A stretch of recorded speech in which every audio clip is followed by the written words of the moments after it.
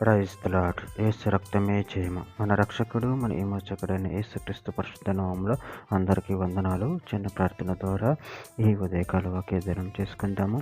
పరిశుద్ధుడా, మహాగుణుడు అయిన దేవ యేసయ్య, సర్వాధికారి నాయన, మీకే వేలాది వందనాలు, కృతజ్ఞతాస్తుతి స్తోత్రం చెల్లించుకుంటున్నాను. దేవ ఉదయకాలం ప్రభు వాక్య భాగం ధ్యానిస్తుండగా వాక్య భాగం అర్థములు సహాయం చేసి మీ కృపలో బలపరిచి మీకు మాదిరిగా మమ్మల్ని నడిపించమని చిన్న ప్రార్థన యేసుక్రీస్తు పరిశుద్ధ నామములో అడిగి వేడుకుంటున్నాను తండ్రి. Amen amen.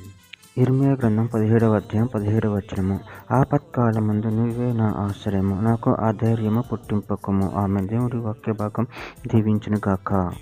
ప్రభునందు ప్రియులారా, ఇక్కడ వాక్య భాగంలో గమనించినట్లయితే ఆపత్కాలమందు నువ్వే నా ఆశ్రయం, నాకు ఆధైర్యము పుట్టింపకము. అదేవిధంగా వాక్య భాగంలో గమనించినట్లయితే ఇర్మియా గ్రంథం 17వ అధ్యాయం 7వ వచనం, యెహోవాను నమ్ముకుని వాడు ధన్యుడు, యెహోవా వానికి ఆశ్రయముగా ఉండును. ఇర్మియా గ్రంథం 17వ అధ్యాయం 13వ వచనం, ఇశ్రాయేలునకు ఆశ్రయమా యెహోవా, నిన్ను విసరించు వారందరూ సిగ్గునొందుదురు. నా ఎడల ద్రోహం చేయువారు యెహోవా అను జీవజలముల ఊటను విసర్జించి ఉన్నారు కనుక వారు ఇసుక మీద పేరు రాయబడిన వారుగా ఉందురు. ఇర్మియా గ్రంథం 16వ అధ్యాయం 19వ వచనం, యెహోవా నా బలమా, నా దుర్గము, ఆపత్కాలమందు నా ఆశ్రయమా, భూదిగంతముల నుండి నా జనములు నీ వద్దకు వచ్చి మా పితరుల వ్యర్థమును మాయారూపమును నిష్ప్రయోజనములకు వాటిని మాత్రం స్వతంత్రించుకున్నారని చెప్పుదురు. కీర్తన గ్రంథం 41వ అధ్యాయం 1వ వచనం, విధులను కటాక్షించువాడు ధన్యుడు, ఆపత్కాలమందు యెహోవా వారిని తప్పించును.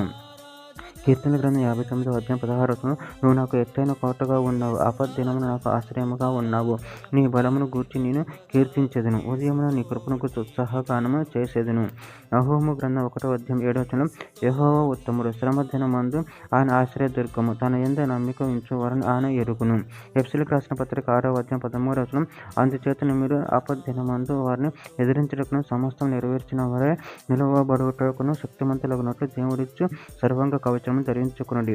కీర్తన గ్రంథం 71వ అధ్యాయం 5వ వచనం, నా ప్రభువా యెహోవా, నా నిరీక్షణాస్పదము నువ్వే, బాల్యం నుండి నా ఆశ్రయము నీవే. కీర్తన గ్రంథము 77వ అధ్యాయం 3వ వచనం, దేవుని జ్ఞాపకం చేసుకున్నప్పుడు నేను నిట్టూర్పు విడుచుచున్నాను, నేను ధ్యానించినప్పుడు నా ఆత్మ కృంగిపోవచ్చున్నది. చివరిగా ఒక మాట, కీర్తన గ్రంథం 62వ అధ్యాయం 5వ వచనం, నా ప్రాణమా దేవుని నమ్ముకొని మౌనంగా నుండుము, ఆయన వలన నాకు నిరీక్షణ కలుగుచున్నది. ఆమె. దేవుడి వాక్య భాగం దీవించిన కాక చిన్న ప్రార్థన చేసుకుందాము. పరిశుద్ధుడు, మహాగణుడు అనేది వేసే మీరు ఇచ్చిన ముఖ్యం చెల్లించుకుంటాను తండ్రి.